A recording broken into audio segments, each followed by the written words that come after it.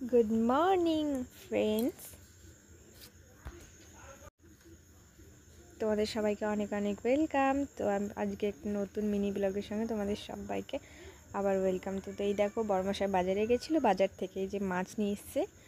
তোমরা এগুলোকে কি বলো? আমরা তো গুচি মাছ বলি।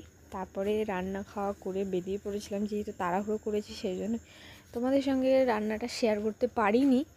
তবে মাছ তো আছে, একদিনে খেতে পারিনি, সবটা আছে। আমি কালকের ব্লগে তোমাদের সঙ্গে আমি শেয়ার করব অবশ্যই।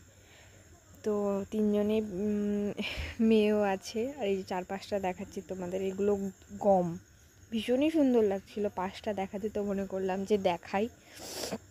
প্রকৃতিকে যারা ভালোবাসো তাদের অবশ্যই ভিডিওটা হয়তো ভালো লাগবে। তো তারপরে এই যে পৌঁছে গেছিলাম, আর আমার মেয়ে খুব বায়না করছিল যে ও আইসক্রিম খাবে। তো তারপরে ওকে যে আইসক্রিম কিনে দেওয়া হলো, কেন কেউ আইসক্রিমটা খেতে ভীষণ ভালোবাসে, বাচ্চা কাচ্চাদের তো সব ভালো লাগবে। ও পেয়ে তো ভীষণ খুশি আইসক্রিম নিয়ে।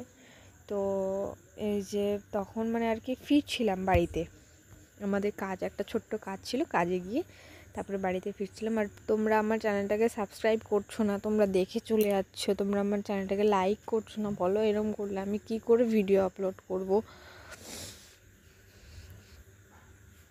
এই দেখো, তো হচ্ছে আইসক্রিম খাওয়ার জন্য ভীষণ বায়না করছিলো, তো ওকে যে আইসক্রিম খাইয়ে দিচ্ছিলাম। তারপরে বাড়িতে এসেও সে আইসক্রিম খাচ্ছিল, কেন কি ওর সারা রাস্তায় ওর খাওয়া হয়নি। তো ওই যে আইসক্রিম খাচ্ছিল, আর ও আমাকে বলছিল মা খাবে। তো আমি বলছি না বাবা, তুমি খেয়ে নাও।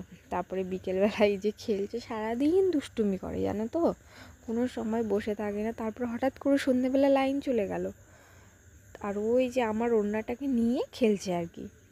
তো সে অন্ধকারের মধ্যে, তারপরে তো আমি সঙ্গে সঙ্গে ফোনের লাইট জ্বালালাম, আর ও ওখানে দাঁড়িয়ে আছে, ফট করে আমার পাটা ওর গায়ে লেগে গেছে। তারপরে সন্ধ্যাবেলা আমি ওকে জিজ্ঞেস করলাম যে মামা কী খাবে? তো বললো মা ম্যাগি খাবো। তো বলছিল তো আমি যখন এডিট করি আর কি, তখন ভিডিওটার এই ভয়েসটা আমি বাদ দিয়ে দিচ্ছি, কারণ কি আমি এগুলো কিচ্ছু পারি না জানো তো, কী বলবো কিছুই বুঝতে পারছি না।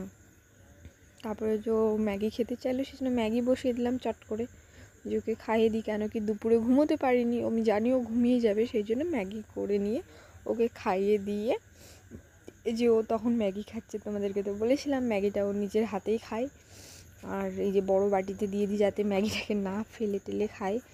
আর ওর একটা ছোটো থেকে অভ্যেস হয়ে গেছে আর কি বিছানায় বসে খাওয়ার, ব্যাস খেয়ে টেয়ে নিয়ে এই যে ঘুমিয়ে গেছে আমার মাটা। খাওয়ার কিছুক্ষণ পরেই একবারে বিছানায় শুয়ে ও একা একাই ঘুমিয়ে গেছে।